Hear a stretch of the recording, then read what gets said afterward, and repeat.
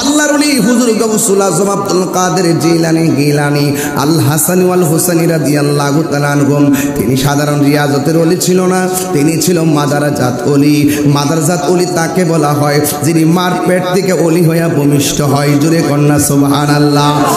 এ বন্ধু, হুজুর গাউসুল আজম আব্দুল কাদের জিলানী আল হাসানি ওয়াল হুসাইনি রাদিয়াল্লাহু তাআলা আনহু, তিনি যে মাদারাজাত ওলি, শৈশবের একটা কারামত বললে বুঝে যাবেন। ওনার মা ওনাকে মক্তবের মধ্যে দিয়েছেন।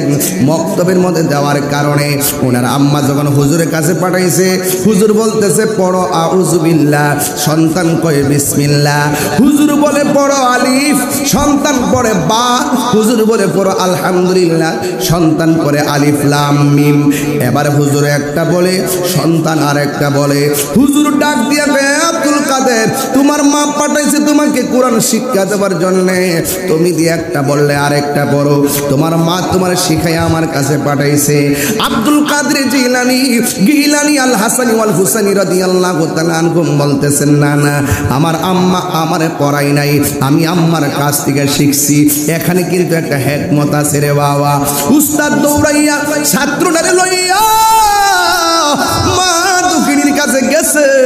যাওয়ার পরে বলে, ও সন্তানের আম্মা, ও আব্দুল কাদেরের মা, আপনার সন্তানকে আপনি কোরআন শিখাইয়া কেমনে আমার কাছে পাঠাইছেন পরীক্ষা করার জন্যে। আব্দুল কাদের জিলানীর আম্মাজান বলেন, না না না না, আমি আমার সন্তানকে আমি পড়াই নাই।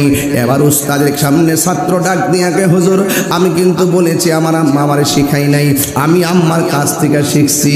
ও আম্মা কিন্তু পড়াই নাই, আমি আম্মার কাছ থেকে শিখেছি।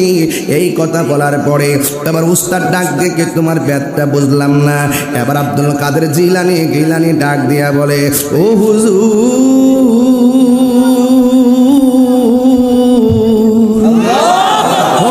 মহিষমারি দরবারের মা, ও হুমনার মা, এই ওয়াজ থেকে একটা ওয়াজ বাড়িতে নেওয়ার সুযোগ আছে গো মা। ও মা, একজন দাওয়াইছে সেইড, একজন বিজ্ঞানী বলছিলেন, একজন জ্ঞানী বলছিলেন, তোমরা আমার শিক্ষিত একটা মা দাও, আমি তোমাদেরকে শিক্ষিত জাতি উপহার দিব। মাতৃকুলই হলো শিশুদের পাঠশালা। সন্তানকে শৈশব বেলা মা বেশি শিক্ষা দেওয়া লাগে। এই সন্তানকে ছোটবেলায় মা বেশি শিক্ষা দেয়, সুশিক্ষা দেয়, এই সন্তানটা ধীরে ধীরে আল্লাহওয়ালা হয়, ধীরে ধীরে মেধাবী হয়ে যায়। কথা বলেন ঠিক কিনা? এ আমার বাবা, ও আমার মা, খবরদার পেটের মধ্যে সন্তান নিয়ে কাউরে গালাগালি করিও না। পেটের মধ্যে সন্তান নিয়ে কোনোদিন নবীর সঙ্গে দুশ্মনী করিও না। পেটের মধ্যে সন্তান নিয়ে ঝগড়া বিবাদ করিও না। এই আসরটা সন্তানের উপরে পড়ে। এই জন্য সন্তান পেটের মধ্যে নিয়ে বেশি বেশি নাতে রাসূল বলবেন, পেটে সন্তান নিয়ে বেশি বেশি কালামুল্লাহ শরীফ তেলাওয়াত করবেন। পেটের মধ্যে সন্তান নিয়ে আল্লাহর জিকির করবেন।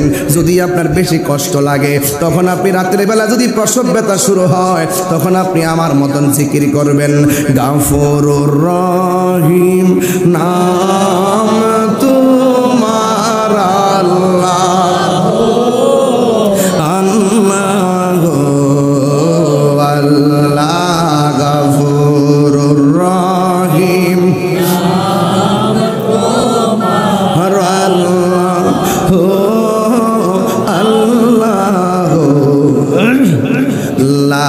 বন্ধু নাই রে বান্ধব,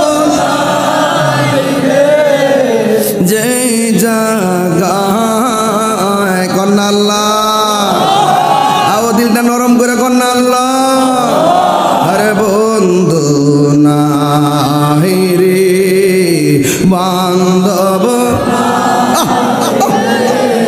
যেই জায়গায় সেই জায়গারো বন্ধু নবী মস্ত কবরেরই আযাব যদি মানুষ দেখিত কবরেরই আযাব যদি মানুষ দেখিত গরবারি সারিয়া পাগল গইতা গরবা রিয়া পাগল গই কান্দায় না কান্দা না আমার নবীরে কান্দায় আল্লাহ আল্লাহ আমার নবীরে নবীরে কাঁদাইলে কাঁদবা রে নবী রে কাঁদাইলে কাঁদবা হাসরে একটা জবান বন্ধ রাখবেন না যখন সন্তান পেটের মধ্যে লইয়া মা যখন মনিবের জিকির করবে ওই রমণীর উপরে আমার আল্লাহর দয়া আছে না নাই আর জবান খুলে কোন আছে না নাই ওই আব্দুল কাদের জিলানী ডাক দিয়ে বলেন এই ওয়াজটা করতাম না শুধু ছোট ছোট পোলাপান্ডে লেগে করতেছি এই কিশোর বয়সের পোলাপানগুলো ইতিহাস থেকে হারায়া যাইতেছে এদের সামনেও এই আলোচনাগুলো দরকার আছে আগামীর জন্য কথা বলেন ঠিক কিনা হুজুর আব্দুল কাদের জিলানী রহমাতুল্লাহ আলাইহি বলে ও হুজুর আমি আমার মার কাছে কোরআন আর রিয়াল লইয়া শিখি নাই আমি যখন আমার মার পেটের মধ্যে ছিলাম আমার আম্মা জান আমার পেটের মধ্যে লইয়া 18 পারা কোরআন পড়ছে আমি শুধু একবার শিখি নাই আমি ইচ্ছে করলে আপনার সামনে 18 পারা কোরআন মুখস্থ শোনাইয়া দিতে পারবো বন্ধু সন্তান যতই লেখাপড়া করো মা বলে আরো পর এসএসসি পাস করলে কই ইন্টার পাস কইরাল ইন্টার পাস করলে কই ডিগ্রি পাস কইরাল ডিগ্রি পাস করলে কই মাস্টার্স পাস কইরাল সন্তান যতই লেখাপড়া করে মা ততই তার উৎসাহ দেওয়া শুরু করে এবার আব্দুল কাদের জিলানী রহমাতুল্লাহ আলাইহি বলেন আমি আমার মার কাছ থেকে শুনে শুনে শিখেছি ও বন্ধু এতেই প্রমাণ হয়ে যায় হুজুর গৌসুল আজম আব্দুল কাদের জিলানী সাধারণ কোন ওলি নয় তিনি হলেন মাদার জাত ওলি কথা বলেন ঠিক কিনা বন্ধু এরপর থেকে তিনি রাস্তা দিয়ে যখন যাইতো মানুষগুলো তারা ভিড় করে ফেলতেন যেখানে যাইতেন তার জন্য অপেক্ষা করতেন আব্দুল কাদের জিলানী বলতেন আমি আসতেছি ওই জায়গার মানুষ ভিড় করে ফেলতেন তিনি যখন ওই মজলিসের মধ্যে ঢুকতো কে যেন বলতো রাস্তা ছাড় আল্লাহর ওলি আসতেছে প্রটোকল যেখানে মারহাবা রাস্তা ছেড়ে দে এবার উপস্থিত মানুষগুলা বলে ইয়া আব্দুল কাদের আপনার সাথে কোনো সফর সঙ্গী ছিল না আপনার সঙ্গে কোনো মানুষ ছিল না আমরা ছিলাম যতজন আমরা কোনো কথা বলি নাই কে যেন আমরা বলছে রাস্তা ক্লিয়ার কর আল্লাহর বন্ধু আসতেছে আল্লাহর বন্ধু আসতেছে ওলি দিগের রাজা মহারাজ লৌমুদের সালাম খানি আব্দুল কাদের জিলানী ওলি দিগের হারাজ লৌমুদের সালাম খানি আব্দুল কাদের জিলানী নজদি ও হাবির ফেতে নাই পড়ে যাই বুঝিমু দের ইমান বেদিন দিগের অত্যাচারে বড়ই মুরা পেরেশান বড়ই মুরা পেরেশান পাঞ্জাত সুবহানাল্লাহ করে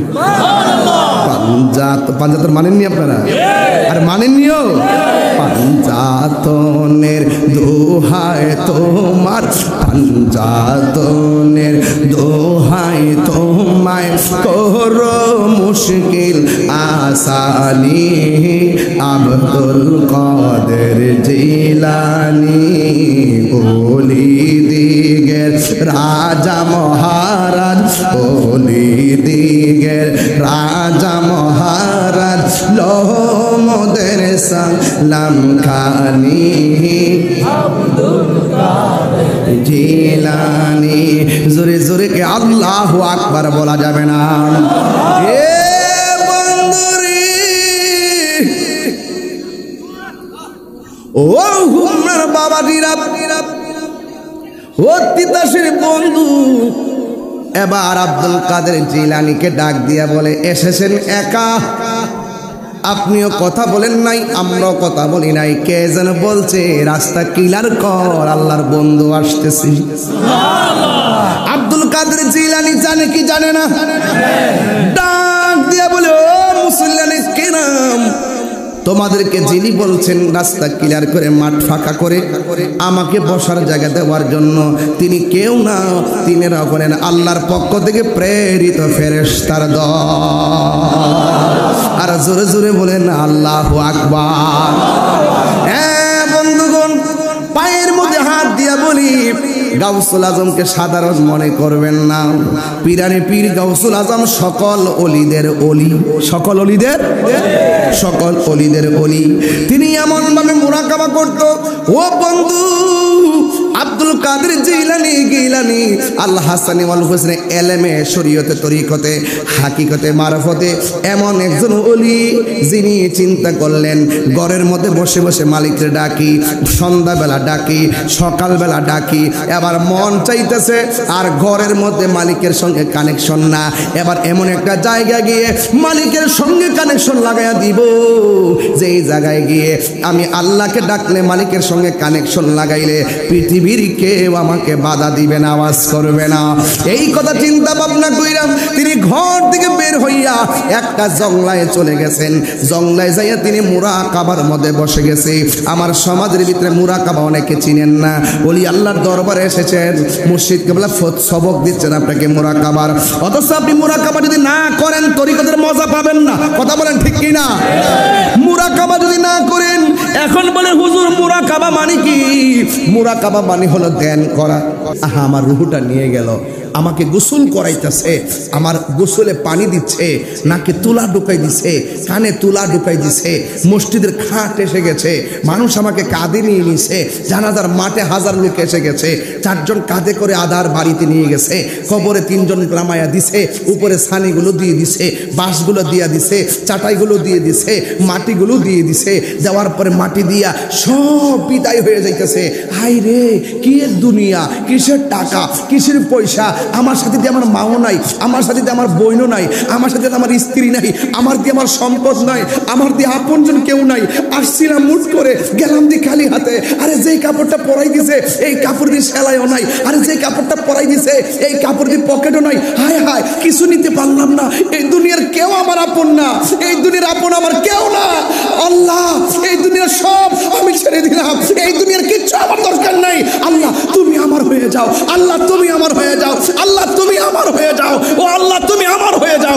আমি রাসূলুল্লাহ ছাড়া কিছু দেখতেছি না, আমি রাসূলুল্লাহ ছাড়া কিছু দেখতেছি না। এই